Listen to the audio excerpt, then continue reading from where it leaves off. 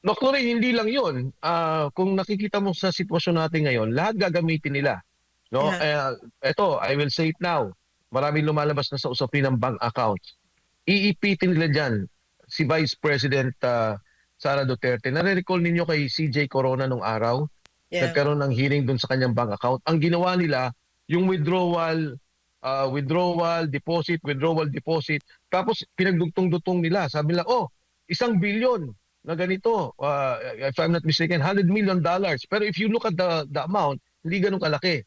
Yeah. Pinag-add on lang nila yung mga and they will use everything not only against they will use everything against the Vice President. Number one, don't make a mistake about it. Yung mga taong bayan po na nakikinig, makikita niyo po kung paano siraan ang ating Vice President. Yung pera sa bill ni Nakaw, yung nilalabas niya nila kay Madriaga, yung mga false witnesses, lalabas nila lahat ng pwede nilang ilabas. Kasi siguro nakita nila dito, Doc Lorraine, teka lang, yung COA hindi na gumana eh. Di ba? Parang nakita ng mga tao, nakita nila politika.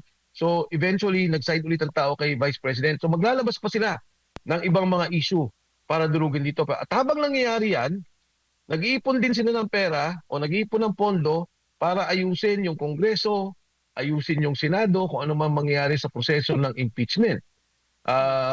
I'm sure may gagawin sila tungkol dyan sa, I do not know about the budget, but they have done it in the past and they will do it again. Check. Mariramdaman mo ngayon, may takot din sila kay Vice President. No? Yeah. Marami akong kaibigan na nakakausap, may ganyan sila. And syempre, itong mga to, iniisip nila na una, nakaupong presidente si BBM. So, syempre, may budget. Ngayon, matatapos na yung budget deliberations.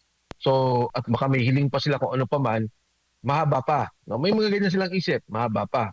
Pero will they go to a point na impeach nila ang isang popular leader of our country? Depende. We have to make sure, Doc Lorraine, na maipaliwanag yung mga issue.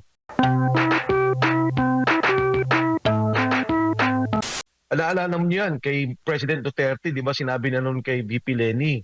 Sabi niya, impeach ang tao, nare-recall mo yan, Doc Lorraine, binanggit niya yan, huwag niyo impeach yung tao, binoto yan, may mandato yan. Because if we're talking of numbers and just politics, ganun ba yun? Pagka ang presidente mas may numero, tanggalin mo lang yung vice president. So anyway, going back to that point, yun ang binanggit ko. Yeah. So, ang tingin ko, yung Okay, I'm sorry I'm interrupting, but you didn't explain to us now. Why did you think was it going to be the worst for her? Well, it will be worse for her because ayaw nila siyang maging kandidato in 2028. Kasi nakalagay doon sa impeachment na proseso, pag siya na-impeach, meron siyang perpetual disqualification in holding public office. Para bang ang nangyari sa ginagawa nila, tinanggal na ang Sara Duterte na alam naman nila hindi nila matatalo o wala silang kakayahan na talunin sa darating na halalan ng 2028. So ganun talaga yung direksyon nila.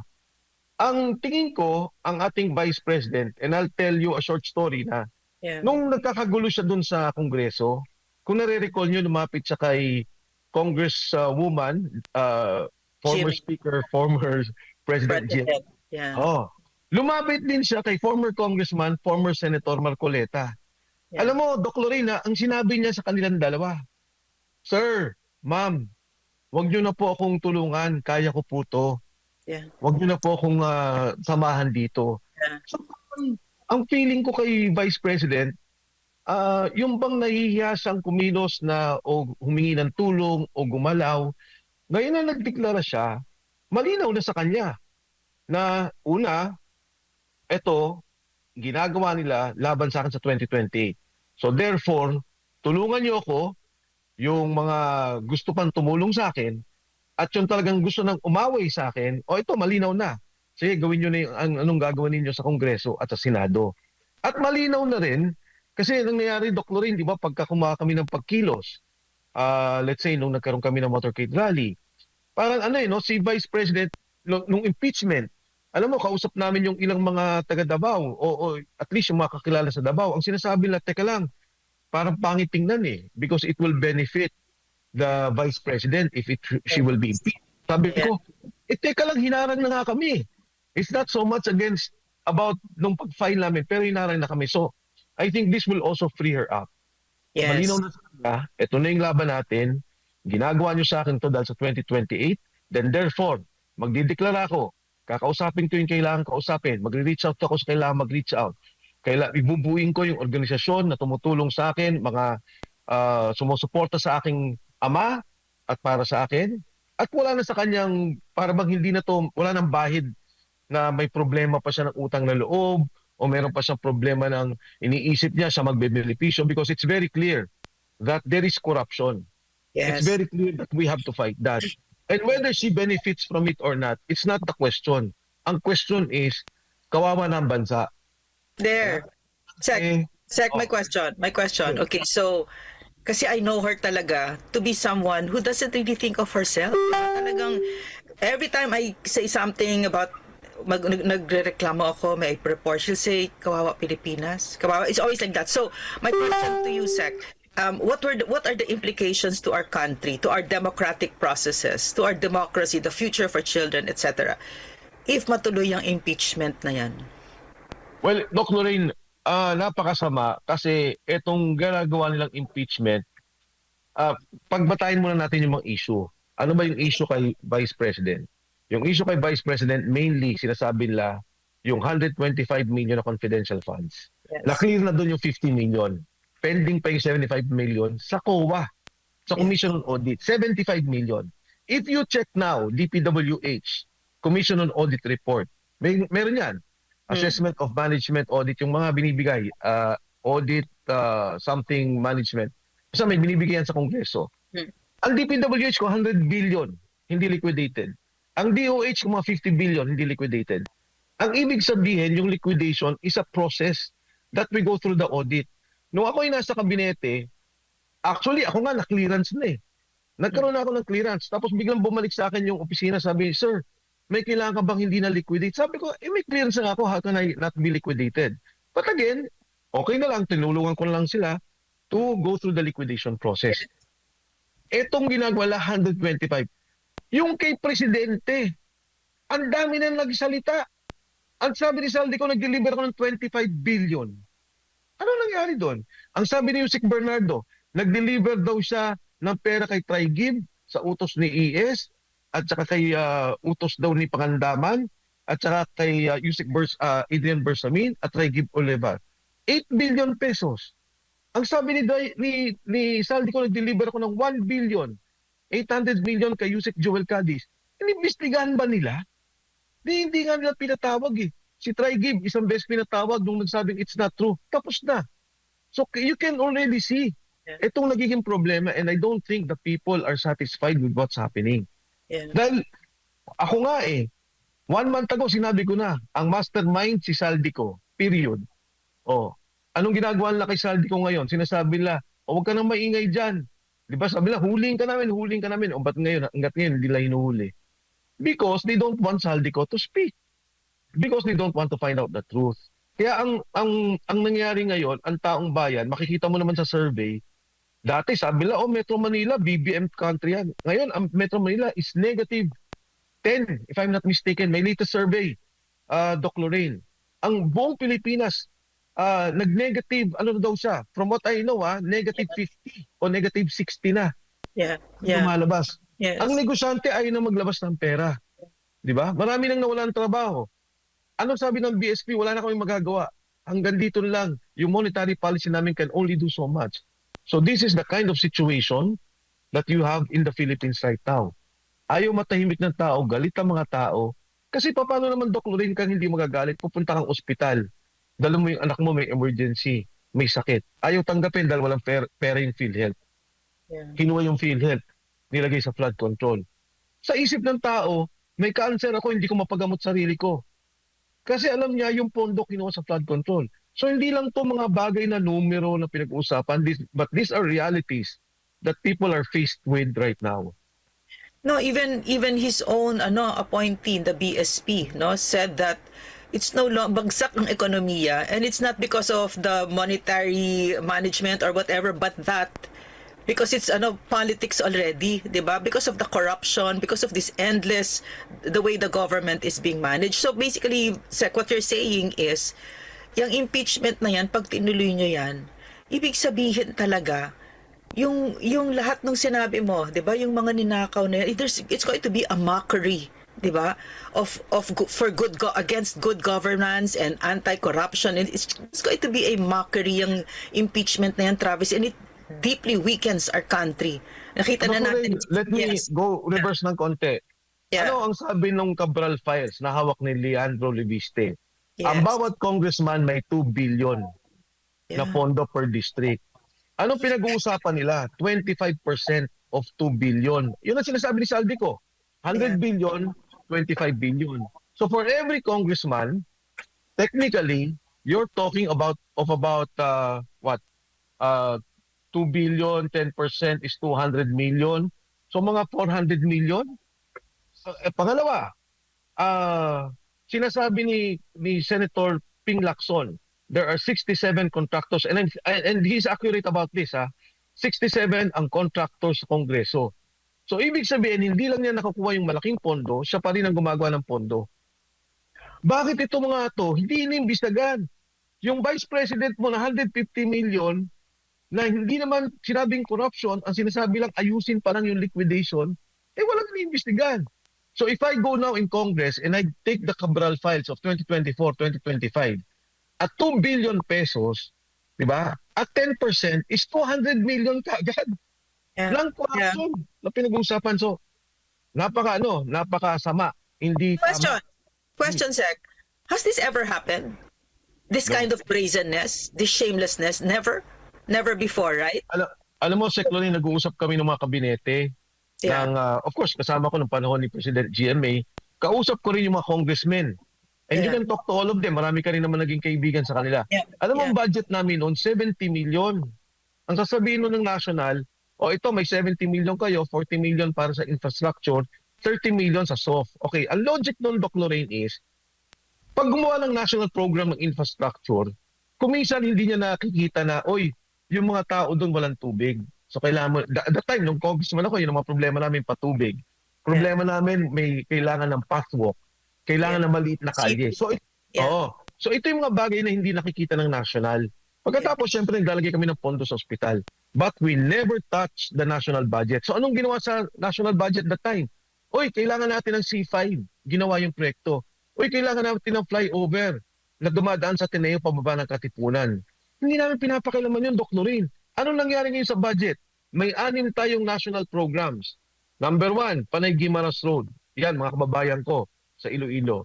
Number 2, gagawin yung Laguna Lakeshore na highway.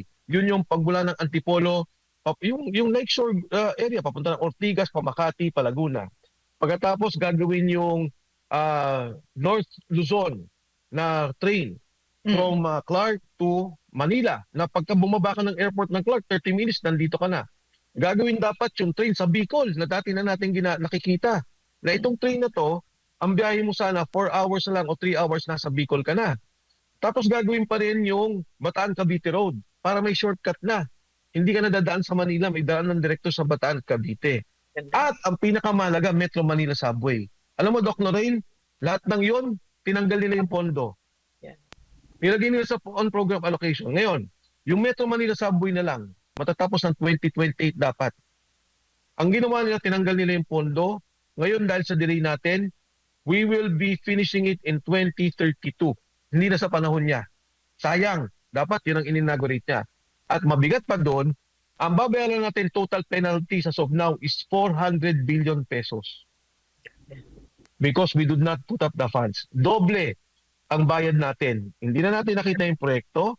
Later on, may penalty pa tayo. Yan yung mismanagement, yan yung corruption na nangyari sa gobyerno. Where did it emanate from? Bakit nagawa ngayon? Kasi Sec, yung tatay ko, di ba, nag-congressman din siya. Yes. 70s or early 80s, no, ganyan. Pero ang layo. Wala silang pork barrel at all. So, in other words, parang, well, that's a topic for another time, no? Parang, it really corrupted the system when legislators stopped being just legislators, di ba? So anyway, what you're saying now, this is the first time that we're seeing this kind of impunity. Yes, impunity is the correct word, Doc Lorraine.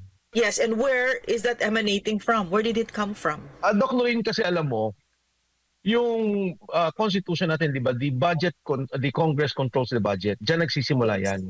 Okay. Ang ginagawa ng presidente, sinasabi niya, ito ang gusto kong proyekto na mangyari.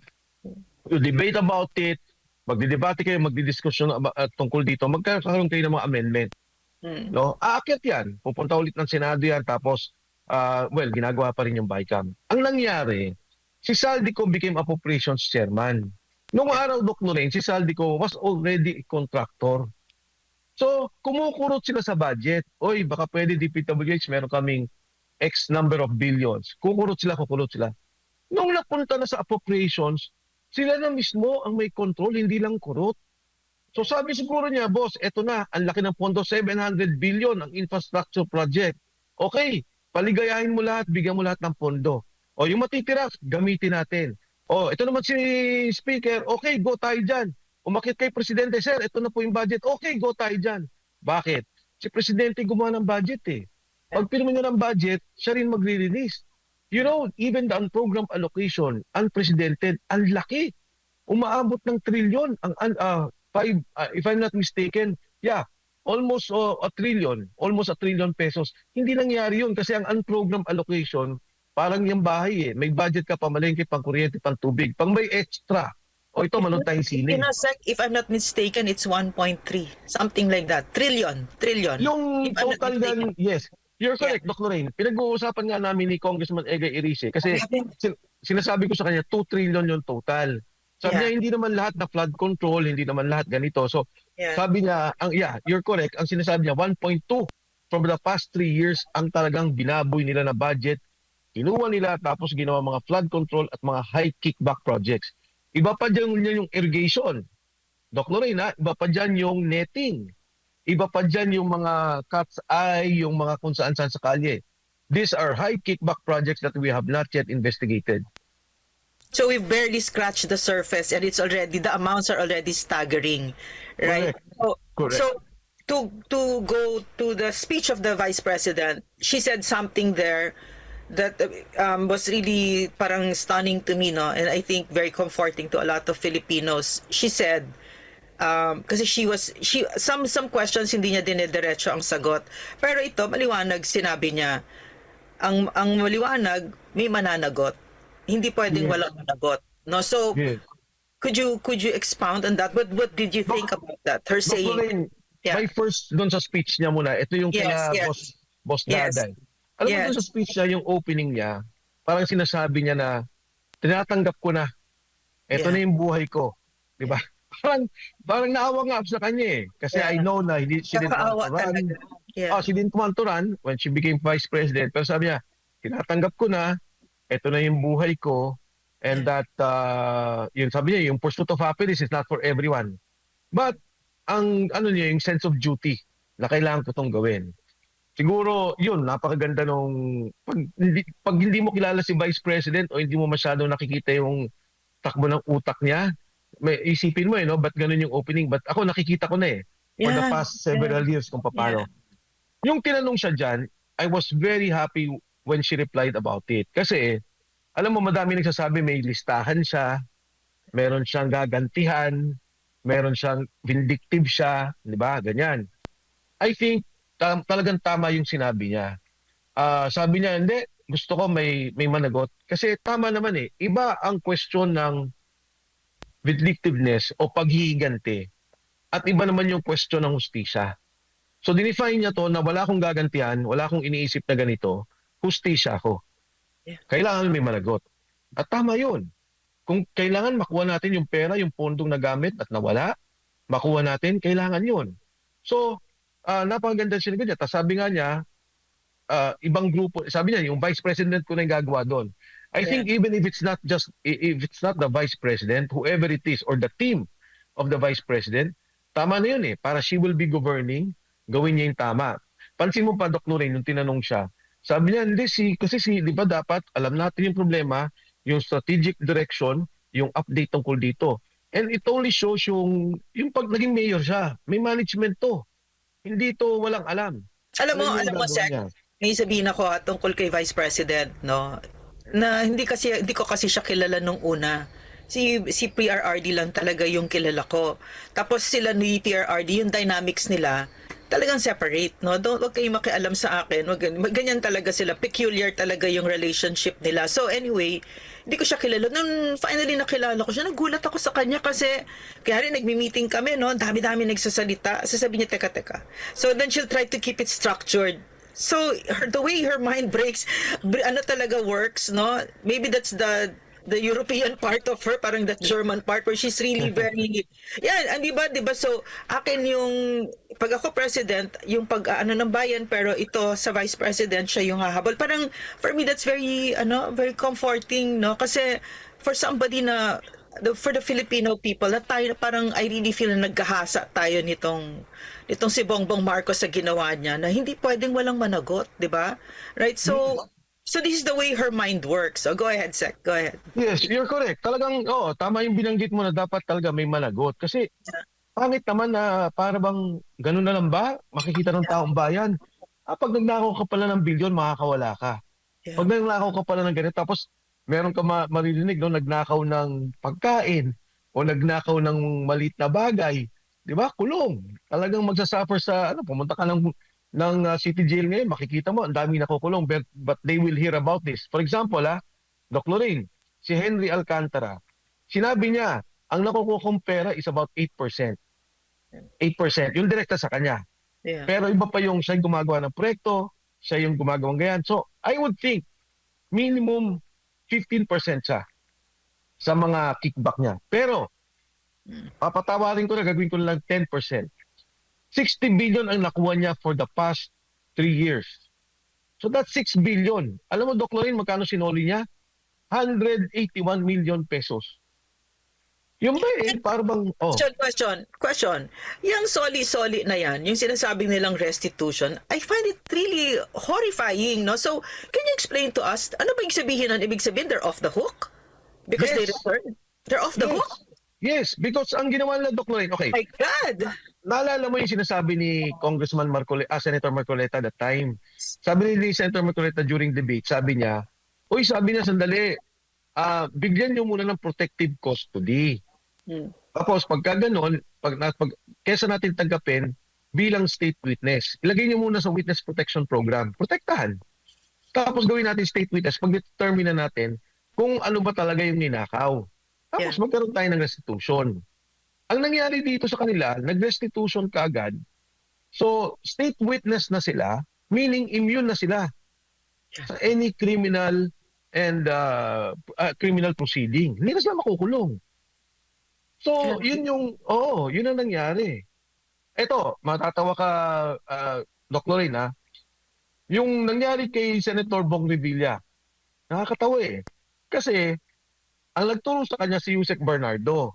Sabi ni Yusek Bernardo, binigay niya yung pera kay Bong Revilla. Ang gumawa ng operation supposedly si Alcantara sa district niya. Diba? Kay Henry Alcantara. Tapos may isa pa. I'm not sure kung si Bryce o may isa pang tao na kinorroborate yung sinabi. Itong tatlo state witness. Si Bong Revilla nakakulong. So hindi mo, ano ba yung nangyayari, di ba? Dapat, okay, witness protection muna. I-hold lahat ng mga assets. I-hold lahat ng pag-aari. I-determine yung ninakaw. On the base of that, then tayo mag-usap kung paano yung magiging... if you recall, Doc Lorraine, naalala mo si General Garcia of the Armed Forces of the Philippines, may naging dyan nagkaroon ng restitution dyan If I'm not mistaken, nasa uli niya is 70%, supposedly, of the determined total amount. Pero nakakulong siya. Hindi siya pinakawalan. Ang naging arrangement lang, okay, wala nang habulin sa pamilya mo, ikaw, safe ka na. Dapat ganun sana. I have never seen this kind of rottenness. I have never. Kasi they're off the hook, no? And then we have reports now from our intel that ito si Jude Asidre and the others like sila Sandy Trillanes are going to the BJMP to look for false witnesses against the vice president in exchange for presidential pardon. Gagamitin ang presidential pardon, lahat ginagamit para sirain ang vice to take her out of the picture. No, so, Yes. I've Lahat never seen this kind of rottenness, no? Doktor, hindi lang yun. Kung nakikita mo sa sitwasyon natin ngayon, lahat gagamitin nila. No? Yeah. Eto, I will say it now. Maraming lumalabas na sa usapin ng bank accounts. Iipitin nila dyan si Vice President Sara Duterte. Nare-recall ninyo kay CJ Corona nung araw? Yeah. Nagkaroon ng hearing doon sa kanyang bank account. Ang ginawa nila, yung withdrawal, deposit, tapos pinagdugtong-dutong nila. Sabi nila, 1 billion na ganito. If I'm not mistaken, $100 million. Pero if you look at the amount, hindi ganun kalaki. Yeah. Pinag-add on lang nila yung mga, and they will use everything, not only against, they will use everything against the Vice President. Number one, don't make a mistake about it. Yung mga taong bayan po na nakikinig, makikita niyo po kung paano siraan ang ating Vice President. Yung pera sa bill ni Nakaw, yung nilalabas nila kay Madriaga, yung mga false witnesses, lalabas nila lahat ng pwede nilang ilabas. Kasi siguro nakita nila dito, Doc Lorraine, teka lang, yung COA hindi na gumana eh. Di ba? Parang nakita ng mga tao, nakita nila politika. So eventually, nag-side ulit ang tao kay Vice President. So maglalabas pa sila ng ibang mga issue para durugin dito. At habang nangyayari yan, nag-iipon din sila ng pera o nag-iipon ng pondo para ayusin yung Kongreso, ayusin yung Senado, kung ano man mangyayari sa proseso ng impeachment. I'm sure may gagawin sila tungkol dyan sa, I do not know about the budget, but they have done it in the past and they will do it again. Check.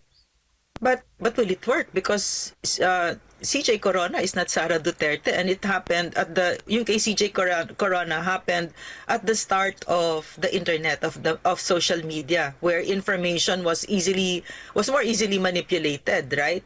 Kasi parang what I've seen kasi, they've thrown everything at the Vice President, and there will be more, even assassination plans are in place. I know that.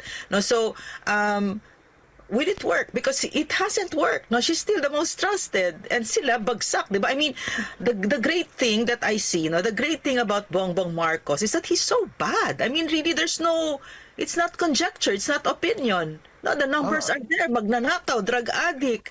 There's even a sex video of him that's just so disgusting, di ba?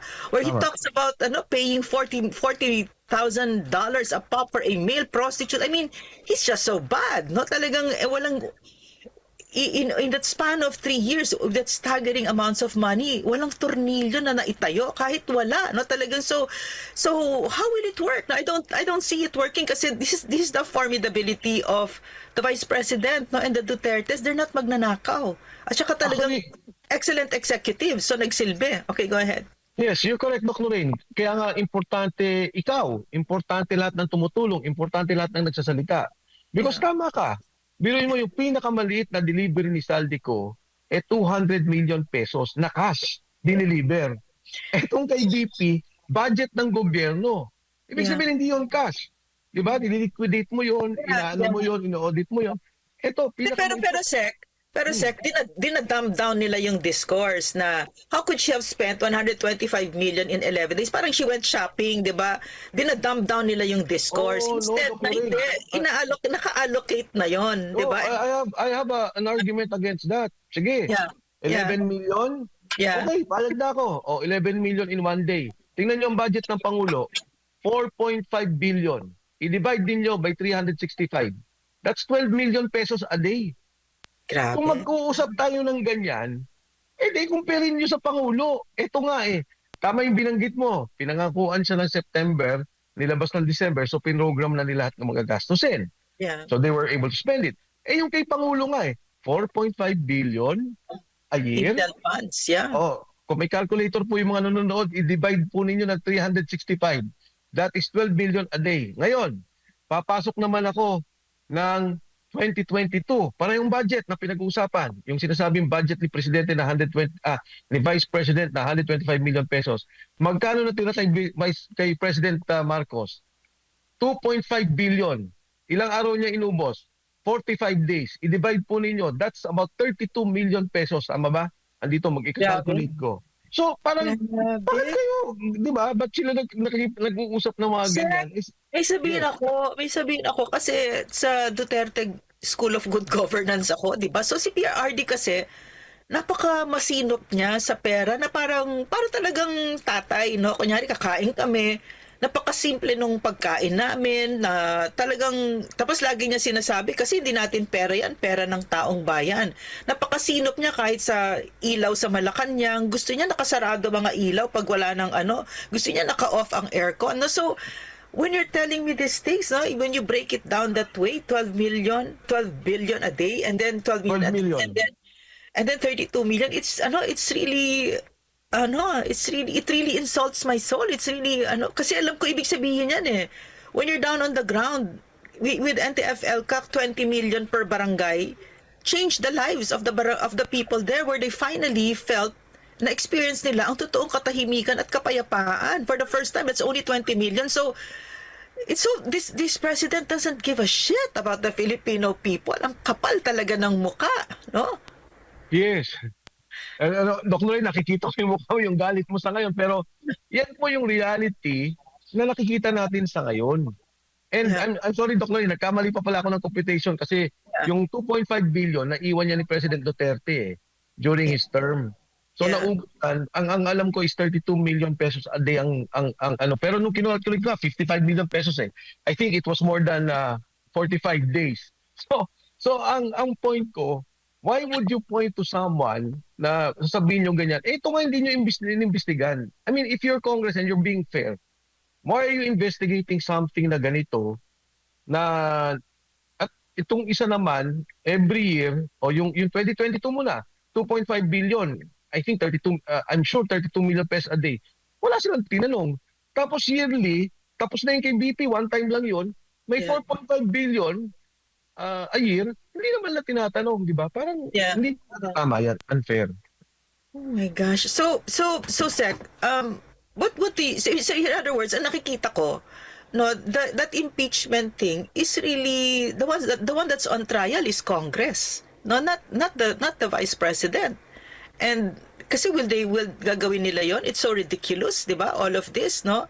And the Supreme Court was very clear. Ang ganda-ganda ng pagkakasulat ng Supreme Court, no? Very majestic na don't use this very important tool, itong impeachment, for your rotten political agenda, 'di ba?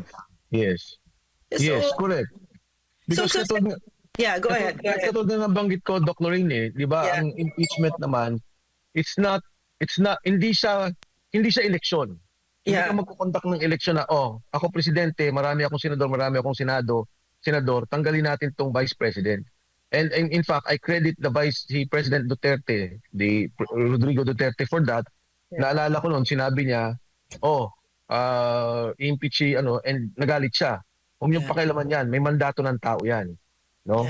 Ganon din dito. Dapat, tingnan nila talaga, ano ba talaga ang problema natin? Ang problema natin hindi si Vice President. Ang problema natin ang Pangulo. Ang problema natin ang Presidente. Yes. Question, okay, as a politician, no? Ano yung under ng isip nila ngayon na, I mean, di ba sila nag-iisip na if they align themselves with Bongbong Marcos, that it's a kiss of death? But how does a politician think at this point with that impeachment? Yeah. Alam mo, Doc Lorraine, magugulat ka din, kasi talagang mariraramdaman mo ngayon, may takot din sila kay Vice President. No? Yeah. Marami akong kaibigan na nakakausap, may ganyan sila. And syempre, itong mga to, iniisip nila na una, nakaupong presidente si BBM. So syempre, may budget. Ngayon, tapos na yung budget deliberations. So, at baka may hiling pa sila kung ano pa man, mahaba pa. No? May mga ganyan silang isip, mahaba pa. Pero will they go to a point na impeach nila ang isang popular leader of our country? Depende. We have to make sure, Doc Lorraine, na maipaliwanag yung mga issue. Hindi about to kampanyahan, hindi to about kailangan manalo siya 2028. Ipaliwanag lang ng tama at maintindihan lang ng tao. Kasi tingin ko, kung ganito yung pananaw ng mga tao, matatakot din sila eh. Diba? To impeach a popular sitting vice president na talaga namang based on issue at based on sa mga charges nila, walang batayan. Hindi dapat ma-impeach. Yung dapat ma-impeach na ang linaw-linaw ng batayan, ni committee investigation, wala eh. Diba? Doon pangalan sa impeachment, Sa form and substance, hininto nila. Check. Yan yung, Hindi mo kinomplete, hindi nila maintindihan. Ang dapat i-impeach ay si Bongbong Marcos. yes, Right? si Bongbong Diba Marcos. you were part of the group that filed and what were the issues against him? Well, una sa lahat, Impeachable Dr. offenses. Oo, na ito nga talaga sinasabi, walang substance. May substance to. Sabi namin yung unallocable. Yeah. Ilagay mo kung saan-saan na pondo. Yung PhilHealth at saka yung PDIC. 60 billion and 107 billion. Ano pang ebidensya gusto mo doon? Pinirmahan yung budget, pumasok yung budget sa coffers, di ba? Tapos meron siyang mga pinirmahan na SARO. May hawak kami. Yeah. Na yung ang ibig po ng isabihin ng SARO, yung Kung ano yung SARO? Kwento mo ko anong SARO, Sec. yung SARO po, yung allocation na may pondo na yung proyektong to. I-release na. I-release na at nandun po yung mga flood control. Nandun. Nakalista lahat yung mga proyektong doon. Pagkatapos, sinabi ko din doon sa final namin yung mga proyekto na dapat natapos. Yung mga binanggit kong projects, Dr. Rain. Ako, yung masakit sa akin dyan sa lahat, yung Metro Manila Subway. Sana 2028, parang Japan na tayo, Hong Kong, di ba? Ngayon, dahil sa korupsyon, na-delay na naman. Nagsimula yan conceptually kay Pinoy. Pero yung pinirmahan yan, inapprove lahat kay Duterte. Pagkatapos, dapat popondo na lang niya. And he can claim credit, ha? Pwede sabihin, nakakasama ako sa gumanto. Wala, hindi niya ginawa. Hindi niya pinondohan. Kasama doon yung kidnapping ni Pangulong Duterte. Again, of course, ano yan, documented yan. Ano yung lumabas na mga petition sa Supreme Court, ano yung mga lumabas na warrant of arrest, so on and so forth. Kasama dyan yung asukal, smuggling. Binanggit din niya ni Saldico. Di ba sabi niya, tumatanggap sila ng 9 billion and an additional 2 billion from customs, particularly doon sa sugar. Malinaw yun, sinabi rin naman ni Saldico yun. Pero ibang evidence pa to. Ito yung kay Panganiban, nagsalita sa Senado, sabi niya, hindi, 3 lang ang pinili namin na inalaw namin mag-import dahil inutos ng presidente. I think that was the correct statement. Basta ano yun, it was a quote of Secretary Panganiban during the Senate Committee hearing. Kasama doon sa mga kaso, yung drug abuse. Ito yung case nila Cathy Binag na sinasabi, eto, merong nagsalita, kapatid mo pa, ako, naging personal witness ako doon sa nangyari, so therefore, wala kang competence to lead, no? Wala ka sa tamang pag-iisip para pangunahan yung bansa.